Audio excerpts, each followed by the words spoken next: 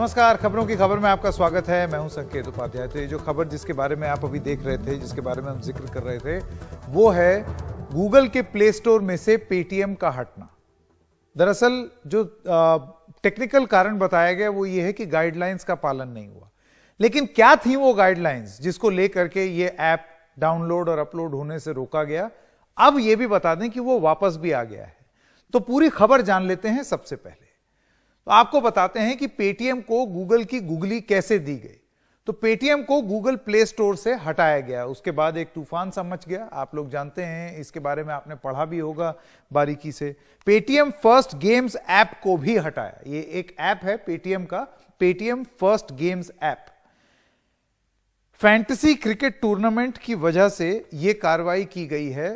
उस ऐप में जो एक गेम था उसके आधार पर यह कार्रवाई की गई।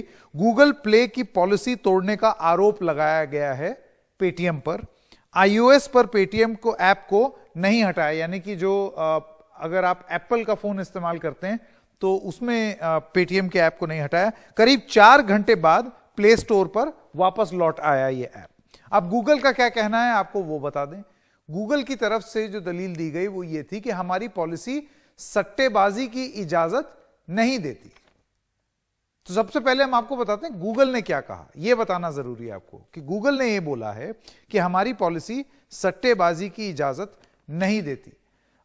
जैसे कि हमने बताया अब आपको कि वो वापस आ गया है ऐप। लेकिन ये जो सवाल खड़े करता है कि क्या गैम्बलिंग या बेटिंग जो ऑनलाइन हो रही है, क्या वो अलाउड है, लीगल है, उसके ऊपर कोई कानून है? एंड्रॉयड ने तो कर दिया, लेकिन सिर्फ ये पेटीएम ही नहीं है, और भी बहुत सारे ऐप हैं जो इस तरीके के गेम्स करते हैं। तो उन पर कार्रवाई क्यों नहीं, और इस पर एक कंपोजिट पॉलिसी क्यों नहीं है? इसी पर आज हम चर्चा करेंगे खबरों की खबर में।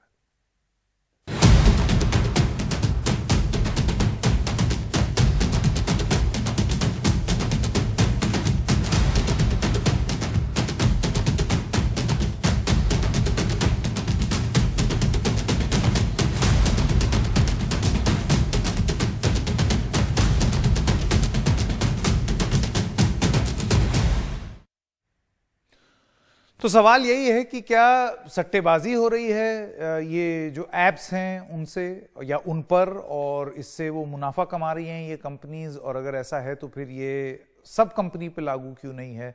मैं स्वागत करना चाहता हूं इसके बारे में बहुत बारीकी से समझने के लिए, क्योंकि ये बड़ी चीजें हैं और बिग मनी जैसे अंग्रेजी में कहा जाता है, बड़ा पैसा इसमें इन्वॉल्व होता है। तो विराग गुप्ता, आप वकील हैं और साइबर एक्सपर्ट हैं, और Jitin Jain, cyber security expert. आप दोनों का बहुत बहुत स्वागत है।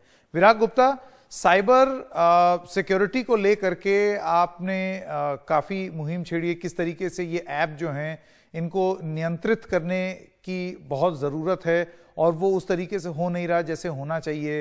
ये जो इकोनॉमी है इसके ऊपर कोई नियंत्रण नहीं है। मैं आपसे जानना चाहता हूं कि ये सट्टेबाजी का जो आरोप है, गैम्बलिंग और बेटिंग का जो आरोप है, उसको आप किस तरीके से देखते हैं? क्योंकि गूगल, ये पेटीएम अकेला ऐप नहीं था जिसमें ये गेम हो रहे थे, और भी हैं। देखिए, ये जो वाकया हुआ है और 2 दिन की चीजों को एक साथ जोड़ें तो भारतीय गणतंत्र के लिए बड़ी निराशाजनक स्थिति है। एक दिन पहले ट्राई ने बोला था कि जो ओटीटी हैं, जो सारे प्लेटफॉर्म्स हैं, उनके लिए किसी नियम की जरूरत नहीं है। मतलब भारत में हमारे पास कोई नियम नहीं है। और उसमें क्या हुआ कि गूगल हो या दूसरी कंपनियां, इनकी अपनी चौधराहट है। ये खुद बेनिफिशियरी हैं, ये खुद वकील हैं और ये खुद जज हैं। और इनके प्लेटफॉर्म्स में इतनी सारे अपराध, जहां से बहुत बड़ा लाभ का इनका एक मुद्दा हो। और ये दोनों चीजें दर्शाता है कि पहले नंबर पर, क्योंकि इसमें जो गूगल पे है और जो पेटीएम है, ये दोनों आपस में कंपटीटर हैं।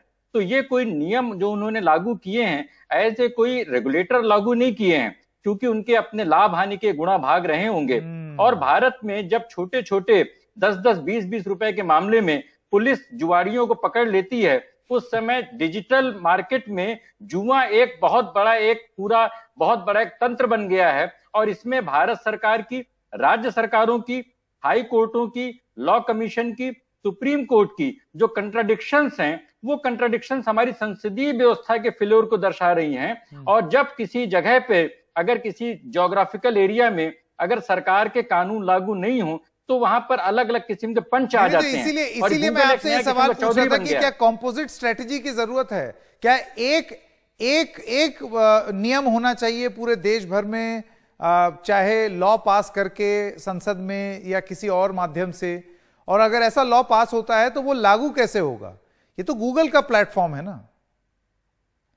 नहीं, गूगल का प्लेटफॉर्म भारत पर ऑपरेट कर रहा है, इसमें दो सवाल हैं। पहला सवाल यह है कि गूगल ने जो नियम लागू किए, क्या ये गूगल के नियम थे या अंतरराष्ट्रीय कानून थे या भारत के कानून थे? क्योंकि ये अपनी सुविधा अनुसार अलग अलग हैट रखते हैं। कभी भारत में बोलते हैं कि हमारी कोई कंपनी के स्ट्रक्चर नहीं है, कभी बोलते हैं भारत का कानून हमारे ऊपर लागू नहीं होता है।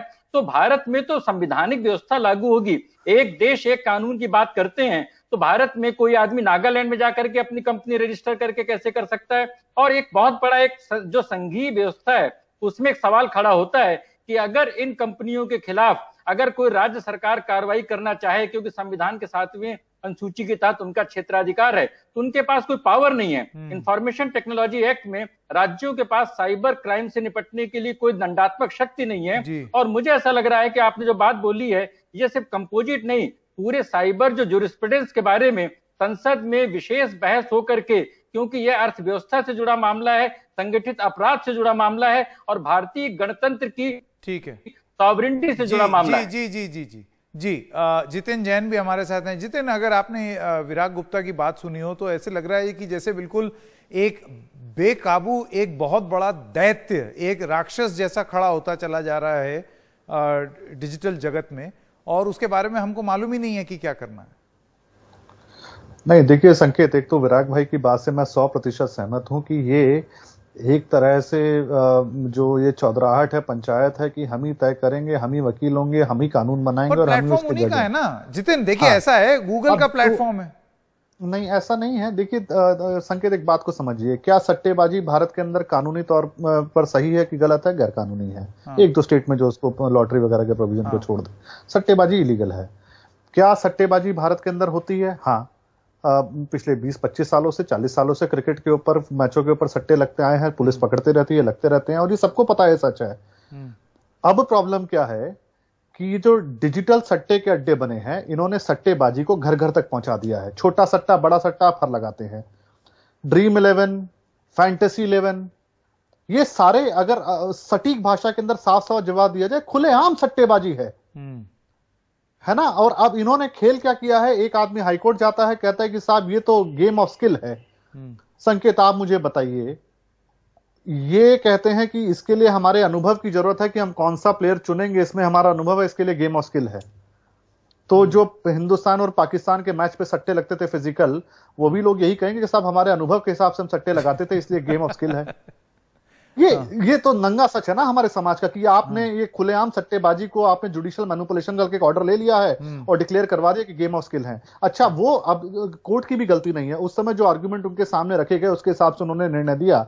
और इसके ऊपर एक व्यापक बहस की ये डिजिटल प्लेटफॉर्म्स का रोल, सट्टेबाजी का इतना बड़ा फैलता हुआ ये, और इसके ऊपर कोई व्यापक बहस हुई नहीं है। इसलिए आज टेक्निकली कहा जाए तो डिजिटल सट्टेबाजी के बाजार कानूनी तौर से चल रहे हैं। तो और सरकारों को भी लगता है कि साहब जीएसटी आ रहा है, जो पेटीएम नहीं, तो मुझे बताइए, तो फिर देखिए, एक तो हो गया ये पेटीएम गेम्स, विराग गुप्ता, दूसरा ये हो गया कि ओवरऑल पिक्चर कि ठीक है, गूगल, आपने बोला गूगल पे और पेटीएम जो है वो कॉम्पिटिटर हैं। ये 2 या 5% बाजार होगा। ये जो पूरा जो बाजार है, बातें हैं, हाँ, उसमें सैकड़ों गेम्स हैं भाई, और इतने अनरेगुलेटेड है, मतलब नहीं। हाँ, संकेत, गूगल और एप्पल दोनों एक ही कानून से चलते हैं, तो अगर गूगल प्ले में हट गया तो एप्पल के आईओएस में क्यों नहीं हटना चाहिए? पहला सवाल है। दूसरा सवाल है कि आपने बोला कि भाई उनका प्लेटफॉर्म में जो इच्छा होगी करेंगे, तो क्या दिल्ली का एक 5 स्टार होटल अपने यहां पर जुए के अड्डे चला सकता है? वो बोलेगा भाई मेरा अपना होटल है, मैं इसके भीतर जो भी चाहूं करूं। तीसरा सवाल यह है कि ये सारी कंपनियां आईटी एक्ट के तहत एज ए इंटरमीडिएट बोलती हैं, खुद को पोस्टमैन बोलती हैं, और सारे किस्म की इम्यूनिटी लेती, कहती हम तो कुछ करते नहीं है, और ये सारा काम कर रहे हैं। पूरे देश का कारोबार इन्होंने अपने कब्जे में कर लिया है और इनोसेंट नहीं। अच्छा, आप मुझे एक बात बताइए, एक सेकंड, एक सवाल मैं पूछना चाहता हूं आप दोनों से। अभी ये चीनी ऐप जो थे उनको सरकार ने बैन किया है। जितिन, मैं आपसे शुरू करना चाहता हूं, ये बोल करके कि भाई हमको ऐसा लगता है कि ये हमारी डेटा और जो देश की सॉवरेनिटी है उसको नुकसान पहुंचा रहे हैं, इस वजह से बैन। और वो बैन हुए, इन सारे ऑपरेटिंग सिस्टम में से उन ऐप्स को हटाया गया।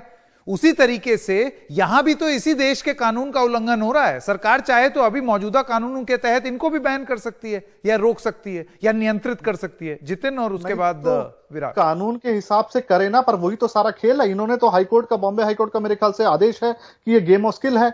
अच्छा, दूसरी बात, अब आपको संकेत, आपको शायद ध्यान, आपके चैनल पे भी कवर हुआ था, अभी बस 15-20 दिन पहले की बात है, एनफोर्समेंट डायरेक्टरेट, प्रवर्तन निदेशालय ने और हैदराबाद के अंदर क्राइम ब्रांच ने चीनी कंपनियां भी सट्टेबाजी के ऐप चला रहे थे, उनका पूरा का पूरा एक भांडाफोड़ किया था।